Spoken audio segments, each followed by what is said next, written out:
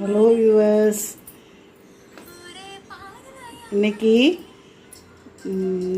தோசை செய்யலாம். பாருங்கள், தோசைக்கல் வச்சுருக்கேன்.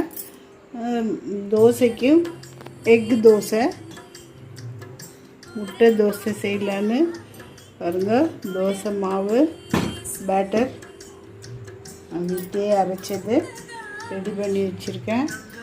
எக்கு 2 எக்கு, அப்புறம் கறிவேப்பிலை பொடி, இது இட்லி பொடி வச்சுருக்கேன்.